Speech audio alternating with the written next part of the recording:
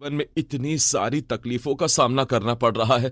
जब मैं 10 साल का था तब मेरे पिताजी मुझे छोड़कर चले गए, जिस वजह से मैं पढ़ाई नहीं कर पाया। और जब मैं बड़ा हुआ तो मेरी माँ मुझे छोड़कर चली गई। बहुत अकेला हो गया हूँ मैं। ऊपर से ना तो मैं अपनी पत्नी की जरूरतों को पूरा कर पाता हूँ, ना ही अपने बच्चों की खुशियों का ख्याल रख पाता हूँ। बहुत बुरा इंसान हूँ मैं। समझ में नहीं आता मैं बुरा हूँ या मेरी किस्मत। विजय अपनी किस्मत और खुद को कोसता था, क्योंकि वो अपने जीवन में खुश नहीं था। वो अपनी गरीबी और लाचारी से बहुत तंग आ चुका था। ऊपर से घर में सब भी विजय की ही जिम्मेदारी थी।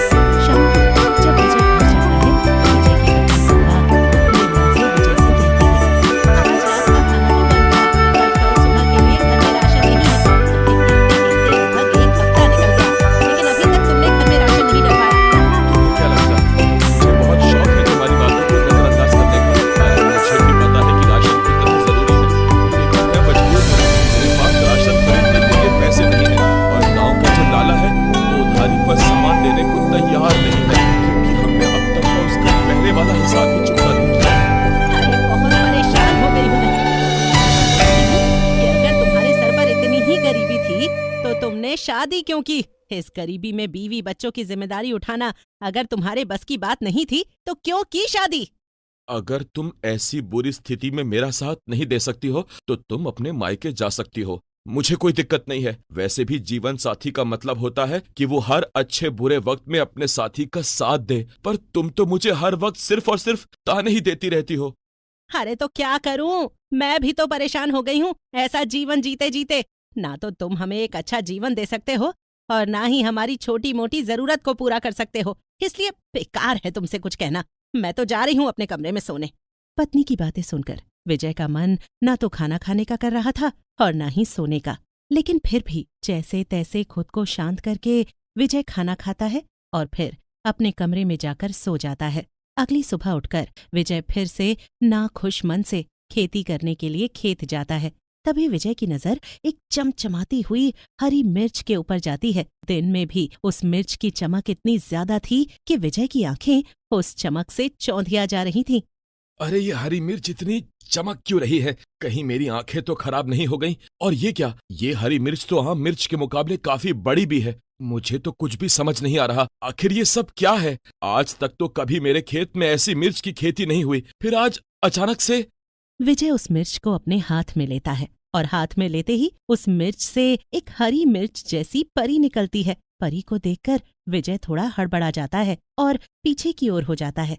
बताओ विजय, मैं तुम्हारी कौन सी इच्छा पूरी कर सकती हूँ? मैं देख रही हूँ कि तुम पिछले कुछ दिनों से बहुत परेशान हो। हाँ मैं बहुत परेशान हूँ, पर मुझे एक बात समझ में नहीं आई, तुम हो कौन? मैं एक जादुई हरी मिर्च हूँ। जरूरत पड़ने पर ही मैं इंसान को अपना असली रूप दिखाती हूँ और मैं कई दिनों से तुम्हें परेशान देख रही थी। इसीलिए मैंने सोचा कि लगता है अब मुझे तुम्हारी मदद करनी चाहिए। तो बताओ, मैं तुम्हारी क्या मदद कर सकती हूँ? जब भगवान मेरी मदद नहीं कर पाए तो तुम मेरी मदद क्या करोगी? तुम एक बार अपनी इच्छा मुझे बताकर तो देखो।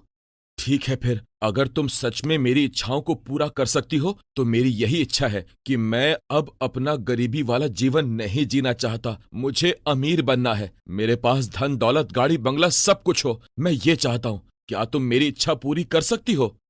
ठीक है, मैं तुम्हें अभी अमीर बना देती हूँ, लेकिन तुम्हें मुझसे वादा करना होगा कि तुम कभी भी अपनी अमीरी और धन दौलत को लेकर घमंड और अहंकार नहीं करोगे।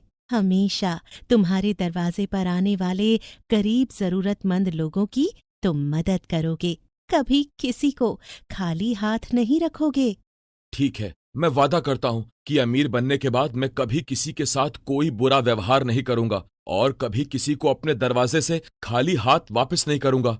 परी विजय के कहने पर विजय को अमीर बना देती है। विजय का घर अब एक बंगले में बदल चुका था। उसके पास धन दौलत सब कुछ था। अपनी अमीरी देखकर विजय बहुत खुश था। सुधा, अब हमारे पास सब कुछ है, बंगला गाड़ी दौलत, हर वो चीज हमारे पास मौजूद है जिसकी चाह बरसों से हमें थी। अब हमें कहीं कभी भी किसी के आगे हाथ फैलाने की जरूरत नहीं होगी सुधा। हाँ, ये तो आपने बिल्कुल ठीक कहा।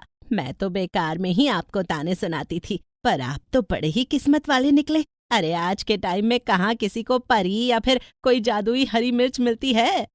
हाँ, ये तुमने बिल्कुल ठीक कहा। सच में बहुत अच्छी किस्मत है मेरी। एक टाइम था जब मैं अपनी किस्मत को रोज कोसता था, पर अब समझ में आ रहा है कि मेरी किस्मत तो सच में बहुत अच्छी है। वो क्या कहते हैं सुधा, जिसकी किस्मत में राजा बनना लिखा हो वो किसी न किसी तरीके से राजा बन ही जाता है।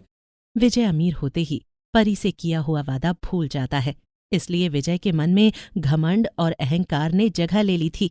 एक दिन विजय के घर विजय का एक दोस्त मनोज आता है, जो कि बहुत गरीब था। विजय, ओ विजय, कहाँ है तू? जल्दी बाहर आ, मुझे तेरी जरूरत है दोस्त। क्या बात है मनोज, क्यों जोर जोर से चिल्ला रहा है तू मेरे घर में? और तुझे क्या लगता है कि मैं बहरा हूँ इसीलिए तू जोर जोर से चिल्ला रहा है?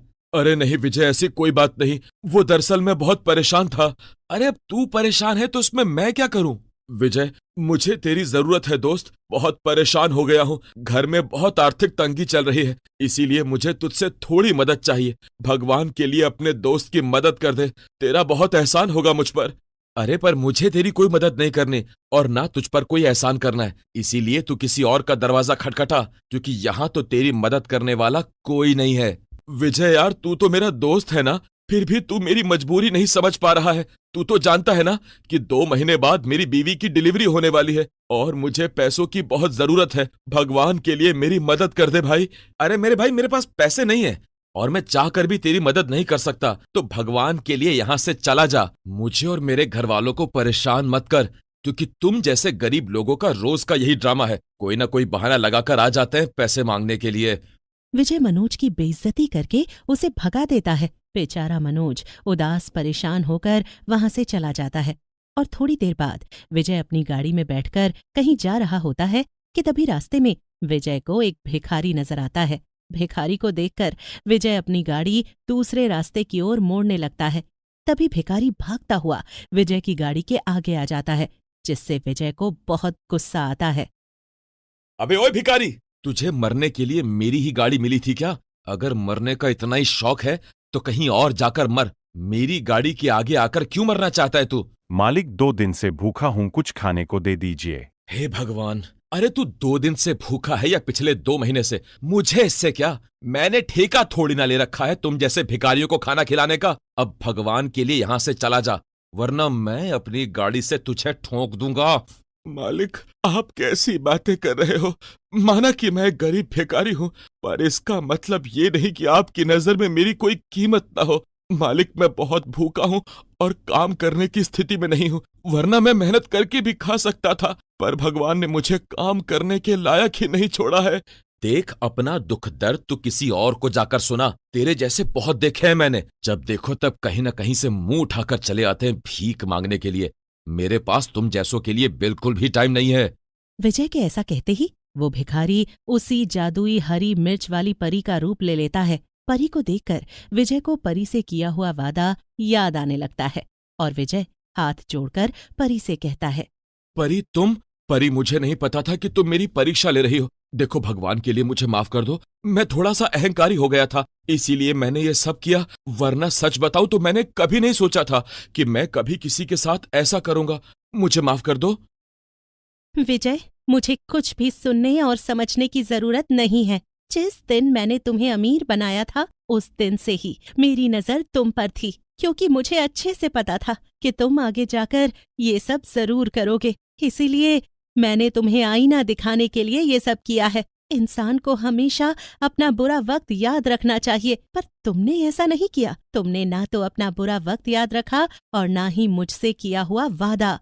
हाँ परी, मैं जानता हूँ कि मुझसे बहुत बड़ी भूल हो गई है, लेकिन भगवान के लिए तुम मुझे माफ कर दो। मुझे बस एक मौका और दे दो।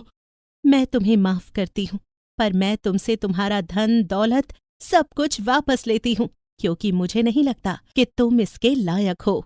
ऐसा कहकर परी तुरंत विजय से उसका सब कुछ वापस ले लेती है, जिसके बाद विजय फिर से गरीब हो जाता है। अपना गरीबी वाला जीवन दोबारा देखकर विजय और विजय की पत्नी सुधा दोनों बहुत परेशान हो जाते हैं और उन दोनों को समझ में आ जाता है कि घमंड और अहंकार हमेशा इंसान को ले डूबते हैं, जैसा कि विजय के साथ हुआ। इसलिए हमें कभी भी किसी भी चीज पर घमंड और अहंकार नहीं रखना चाहिए। एक गांव में पवन नाम का व्यक्ति अपनी पत्नी सीमा के साथ रहता था। उनकी एक बेटी थी जिसका नाम निधि था। पवन मेहनत मजदूरी करके अपने घर का खर्चा चलाता था, इसलिए कभी भी उसके पास ज़्यादा पैसे नहीं थे। उसने निधि को फिर भी पढ़ाने की कोशिश की, लेकिन निधि का भी पढ़ाई में मन नहीं लगता था, इसलिए उसने पढ़ाई बीच में ही छोड़ दी थी। अब निधि बड़ी हो चुकी थी, इसलिए वो सभी उसके रिश्ते के लिए लड़का ढूंढ रहे थे। फिर एक दिन पवन के काका उससे मिलने आते हैं। प्रणाम काका। प्रणाम बेटा, खुश रहो। और निधि बिटिया कैसी है? बस काका, भगवान की कृपा है, सब अच्छा है। बेटा, मैं यहाँ निधि के रिश्ते की ही बात करने आया हूँ। लड़का शहर में रहता है, वो बहुत अच्छी नौकरी करता है। मैं सोच रहा था निधि का रिश्ता उस लड़के के साथ हो जाए तो बहुत अच्छा होता। निधि बिटिया वहां पर बहुत खुश रहेगी। जी काका, हम भी निधि के रिश्ते के लिए लड़का ढूंढ रहे हैं, लेकिन हमें अभी तक कोई अच्छा रिश्ता मिल ही नहीं रहा।